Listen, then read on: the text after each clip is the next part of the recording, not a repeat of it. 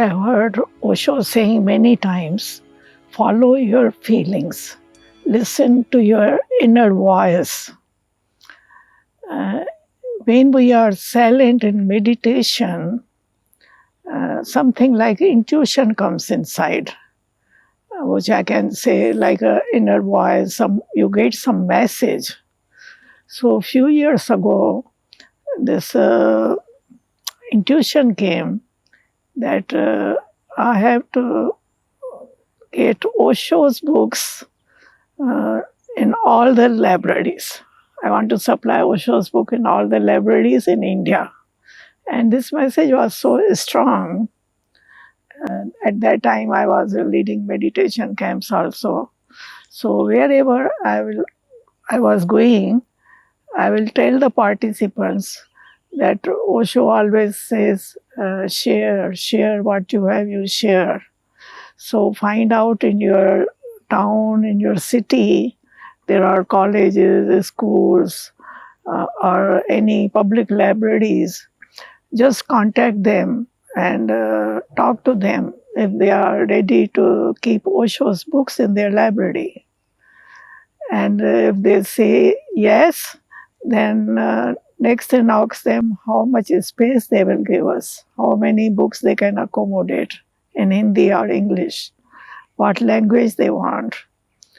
So this project is started like that. And then my message was, if in your town there are sannyasins who can afford to buy the books and keep in the library, do it yourself. Otherwise, you contact me at Raj Yoga Center. We will supply from their books. So that way, this project really spread very fast. No library said no to Osho's books. Everybody was ready. And many were saying, give as many books as you want to give. We will create a space. We will put a separate shelf for Osho's books. And one time I was in Banaras. There is a big Hindu university of Banaras. My organizer, I told him, let's go and inquire there. We went there and asked them if they would like to keep Osho's books in their library. And they immediately said, yes, we want to keep. So my question was, how much space you will give us? How many books you can keep? And they said, no, we want the whole set of the books. We will create a special session for the Osho's books. So send us all the books, Osho's books. So from Delhi, we dispatched all these books to Banaras University. And my feeling was the young generation who are in colleges and schools, if any of the Osho's book, even by mistake, if they can pick up and if they read any page also, it will work. Osho's work will be done. And I remember Osho saying, make me available to people. Rest I will take care. And this is a kind of making Osho available to the people through his books. And then next thing which came in my mind was, there are many Osho sannyasins from very early days. And some are his relatives, or Osho was staying in some friend's home. So I want to take interviews of these people.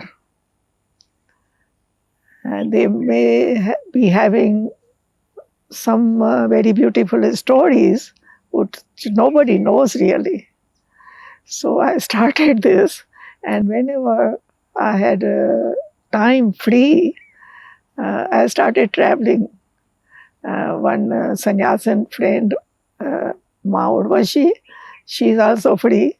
So many times she also joined with me.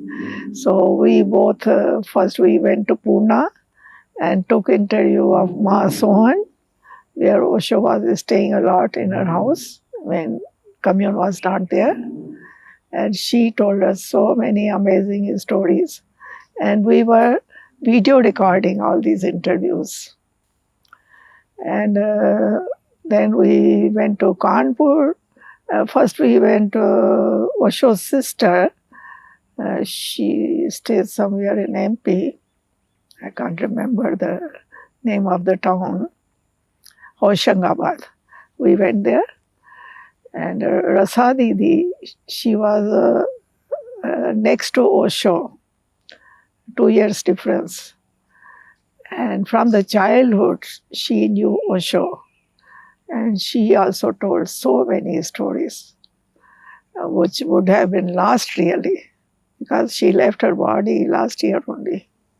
So we took her interview, her son's interview, and then she said, if you want to interview Aklank, Osho's brother, Aklank, don't delay it because he's keeping sick and he may die anytime. So Urvashi and me went to Kanpur to interview Aklank and his wife Shashi. When Osho was staying in Jabalpur, Yogesh Bhavan, that, if I'm not mistaken, it belonged to Shashi's father. And Osho went there in a room, he took as a rented room, one room only. And Shashi told us his stories, how slowly, whole house was Osho's house, and we were pushed in a corner only. And she was 9 years old at that time. One incident I remember was she told me, she said, Osho told me one time, you have to wake me up at 4 o'clock in the morning. And she was a small child, 9-year-old. And but somehow she had fallen in love with this man we call Osho now. His energy was like attracting her all the time. So she couldn't sleep, watching the time. 4 o'clock, I have to wake him up. So finally she went and knocked on his door. And Osho says, you have come 2 minutes early. It is not 4 o'clock yet. And she said, I was so shocked. He was already awake. And he tells me to wake him up at 4 o'clock. His brother Aklank said, Osho loved his books very much. And he gave instructions to everybody in the house that nobody is going to touch his books. And all these brothers and sisters, when he's out from the house, they were eager to see what kind of book he's reading. So he said, sometimes I used to pick some book and exactly will keep in the same place. So he doesn't know that someone has touched my book. But he said, Osho will come, look, and immediately said, who has touched my book? Who has taken this book out? And they were really surprised how he comes to know that someone has touched his book. And other thing Aklanka shared with us, one time we asked Osho how he can read so fast.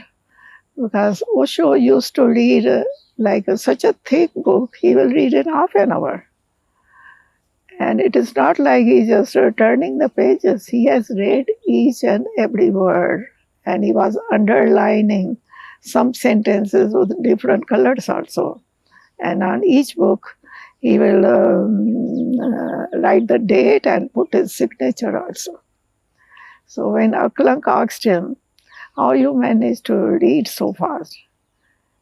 And Aklank told us that Osho said, when a child learns reading, he reads just word by word. First alphabet, then words, then he learns to read a sentence. And finally, the way of reading the book is you just look at the page, and this whole page is like photographed in your memory.